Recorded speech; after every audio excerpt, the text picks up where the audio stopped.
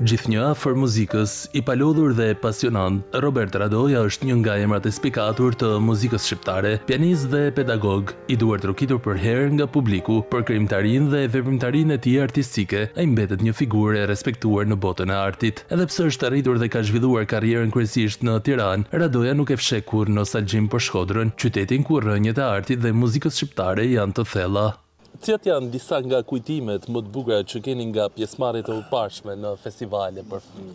Për të parën herë unë kam marrë me dy fëmijë, se edhe me fëmijë kam punu në Tiranë, qendra kulturore të fëmijëve.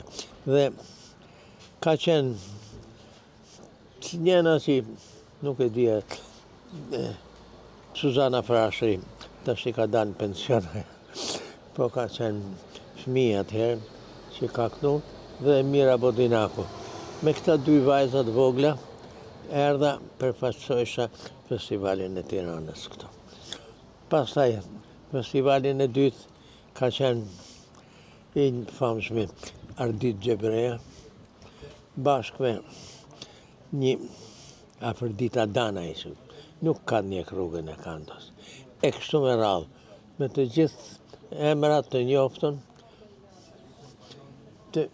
që kanë lanë gjurmë, e kanë lanë një gjurmë së bukura. Si ndryshon puna me fëmijë nga jo me artist të afirmuar në skenë? A ka ndryshime? Pas sigurisht që ka ndryshime, se ndryshojnë Cilat kërkesat. Në qoftë se ti je paka shumë, ti merresh me atë profesion dhe lot rolin e mësuesit me fëmijën, kur je me të rritën, duhet të losish rolin e mësuesit e ka dikush tjetër që të thotë. Ju keni shoqëruar në fakt në skenë emra të mëdhej të muzikës shqiptare, cili ndoshta Në fillimet e tyne. Patjetër. Po i kam edhe ma vonë, në Operën Tiranë, në Akademi të Arteve, jashtë shtetit. Cilin do të konsideroni ndoshta si bashkëpunimin më të paharrueshëm për ju? Inva Mula. Pse? Sepse e para po një herë kam pas mësues teatrin këtu të Shkodrës, të shkolla këtu e kam ba unë, Vasil Shanto, kam ba 7 vjeçare. Dhe pastaj u njoftëm me familjen, aja i kishte të dy këngëtarë, edhe Ama, edhe Jati.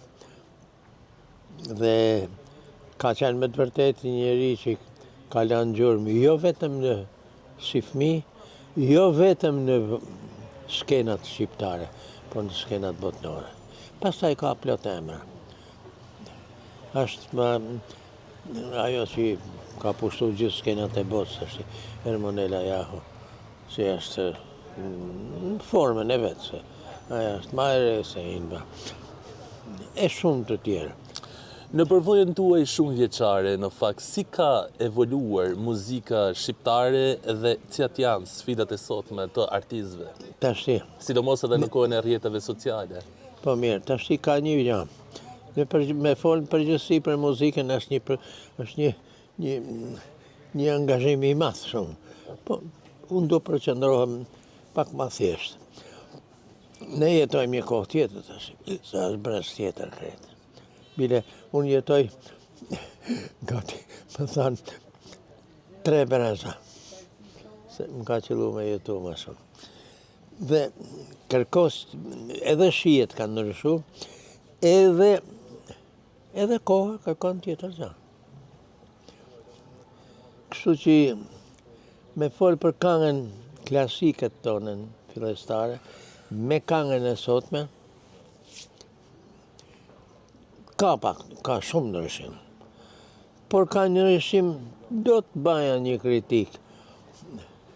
Do të thosha, duhet mbështetemi ma shumë në traditën tonë, se sa të shohim të këtë tjerët, që ndoshta e bajnë edhe ma bukur se na. Çfarë ndjesie ju jep Shkodra në fakt si qytet artistik dhe si keni përjetuar takimet me publikun shkodran ndër vite? Tashti, të thëmë një gjë. Shkodra i hera është Shkodër.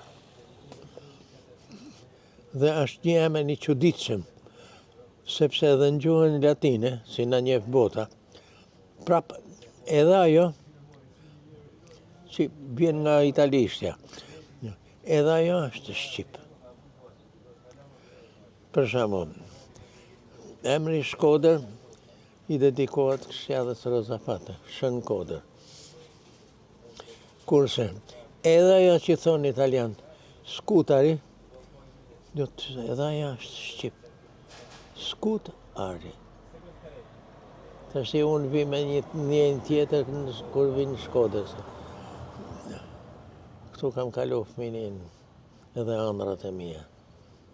Këtu kam fillu me gjithë ato kompozitorët të rëndësishëm, që nga Prankjakova, Leonard Deda, e shumë të tjerë. Tonin Daia. Po, në fakt i madh i Tonin Daia, me cilin lidhen edhe fillimet e festivalit edhe i fundit njeri që nuk jeton ma, Kujtim Alia, që i ka punuar me një mënyrë kaq me pasione, kaq me fantazi, me fëmijët në Shkodër. Po fati i tij.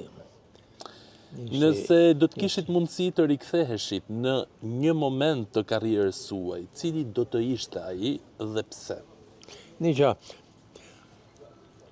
ka pas edhe rritje dhe vazhdueshme, krijimtaria për fëmijë.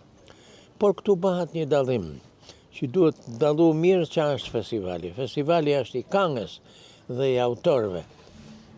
Po festen e paraqesin fëmijët.